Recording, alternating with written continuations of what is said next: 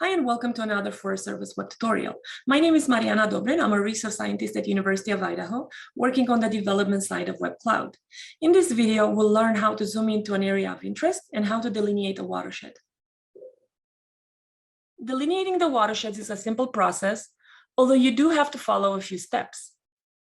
First step is to zoom in an area of interest, but only enough to see the outline of your watershed. If I zoom in a few times on this map, we can already start to see some of the small catchments. If you're interested in a specific area, you might want to deselect the soil burn severity map to view the terrain where you can better see the land features. You can also select the satellite image if you feel like you can better orient yourself around the map, but I can see the watersheds better with the terrain. I will go back to the soil burn severity since I already know where I want to delineate the watershed. Before you continue, it's very important that you make sure that your watershed is within your view or within the extent. I will first go ahead and delineate a watershed the wrong way, as this is an often mistake that some of the users make, so you can better understand the problem. For example, I want to delineate this small catchment, but I will position my watershed just outside of my view by a few pixels. Next, I will delineate the channels, and I will select an outlet pour point for the watershed. I have the option here to either use the cursor or to specify the latitude and longitude. I will use the cursor and note the warning not to select a confluence or a place where two channels meet. Then I will go up to the map and click anywhere on the main channel of the watershed. Now we see that this step is completed and the interface displays the actual longitude and latitude and the requested location.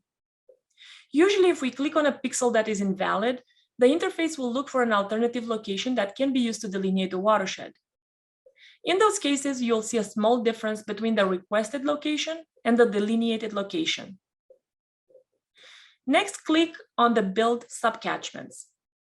As expected, the interface gives us an error that the watershed boundary touches edges. We were expecting this since our watershed was not within the map extent. Now, let's move the map to the left to include the entire extent and to redo these steps. We again build the channels, but I will want to use the same outlet location. So I will specify latitude and longitude and copy paste the actual location and then click on Specify Lat Long button. Then we click on Build Subcatchments.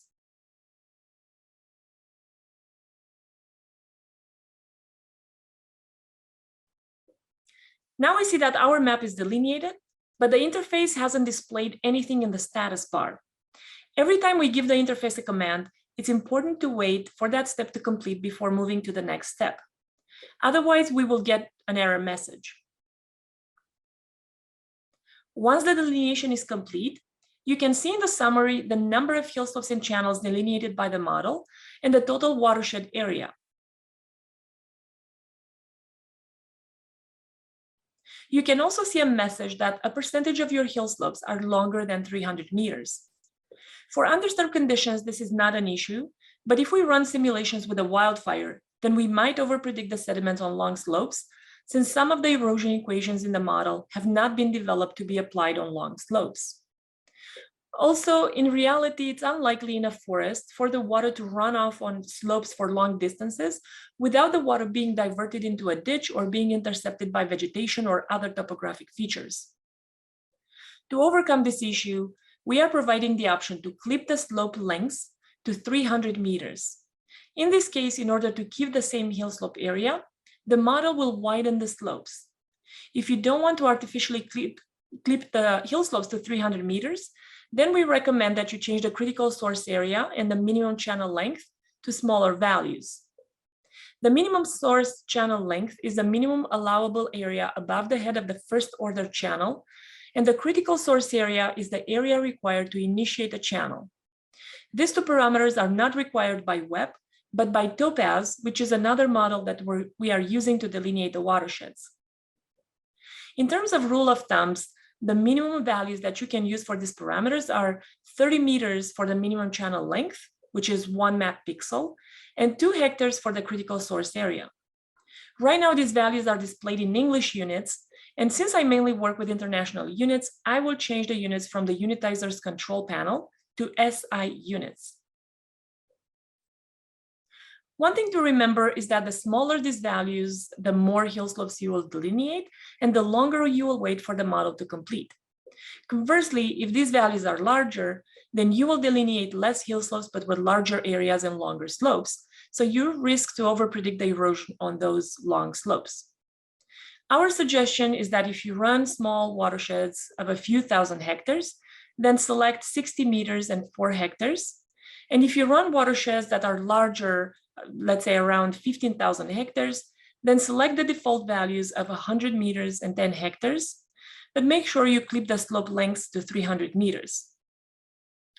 What if you need to run watersheds larger than 15,000 hectares? In this case, we recommend that you split your watershed in smaller watersheds and then rerun them separately. For our example here, I will change the values to 60 and 4, and then build subcatchments again.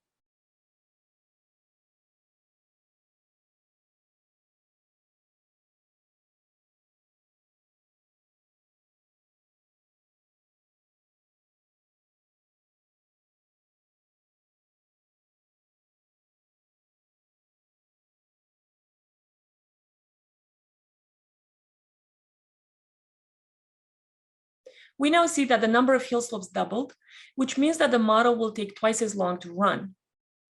For this case, I don't need to clip my hill slope lengths, as the model is not delineating the long slopes. That's all on delineations. Next, we will talk about selecting the land use.